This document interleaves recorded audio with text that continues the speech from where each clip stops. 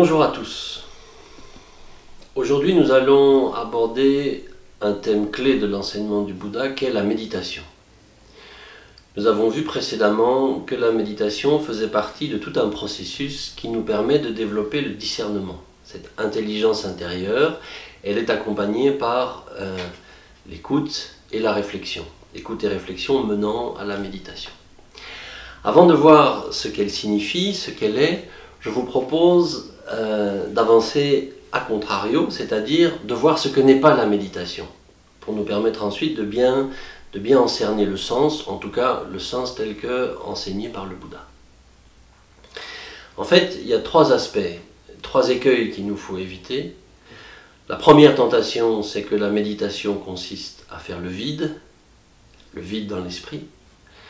La deuxième tentation est de rechercher des expériences, d'éprouver quelque chose de particulier dans la méditation.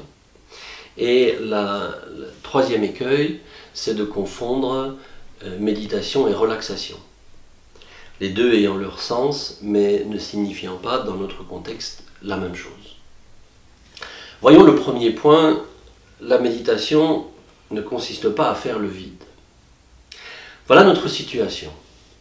Nous sommes sans cesse traversés par, évidemment, des sensations, des pensées, des émotions, et il y a une forme d'agitation sans cesse présente qui, lorsque l'on en prend conscience, commence à nous gêner, nous embêter, créer de la confusion, un manque de clarté. Et la méditation vient à nous comme une façon de se débarrasser de cette agitation qui génère de l'insatisfaction. Donc on va aborder la méditation avec l'idée d'être calme, d'être serein, et la voie que l'on va choisir pour ça est de taire l'esprit. On se dit, si je fais le vide en moi, si j'arrête de penser, à ce moment-là, le calme et la sérénité vont prendre place. En fait, à ce moment-là, la méditation ne sera alors qu'une espèce de vide psychique qui ne serait encombré par rien et qui nous amènerait à une forme de bien-être. Le problème, c'est que l'esprit, lui, est un organisme vivant. Et il ne va pas, d'une certaine façon, se laisser faire se laisser taire, on pourrait dire, parce que son mouvement est naturel et nourri par l'habitude de s'identifier, de saisir cette activité psychique incessante. Ce mouvement des pensées incessant, nous le saisissons, nous identifions à lui.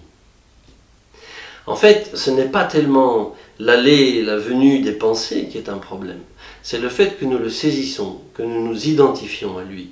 C'est notre façon de nous relier au mouvement qui fait problème. Vouloir entraver le mouvement, le ressac des pensées, c'est comme commencer un combat avec nous-mêmes. Ça va d'une manière ou d'une autre générer une tension même subtile et au bout du compte, ça va nous couper d'une partie de nous-mêmes à vouloir taire les mouvements de l'esprit. Donc dans la méditation, le propos n'est pas de bloquer le mouvement, mais au contraire de l'accepter et de le laisser libre. C'est dans ce mouvement libre des pensées qu'un calme peut prendre place, et non seulement un calme, mais aussi une clarté de l'esprit, une conscience de ce qui se produit en nous. L'image habituellement utilisée, c'est l'image de la vague qui, lorsqu'elle ne rencontre aucune entrave, au bout du compte, vient mourir sur le rivage d'elle-même.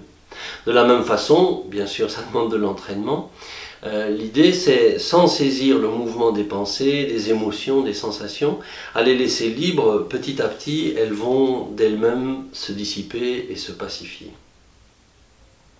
Donc l'idée de la méditation, ce n'est pas de faire le vide, mais d'accueillir le mouvement des pensées pour ce qu'elles sont, de simples mouvements. Il ne s'agit pas d'écouter ce que nous disent les pensées, mais de changer de lien avec le mouvement, d'en être conscient, de les laisser libres, et c'est ça qui, progressivement, va nous amener à la pacification et à la clarté. La prochaine fois, nous verrons le deuxième écueil, c'est la volonté de rechercher des expériences dans la méditation. À bientôt.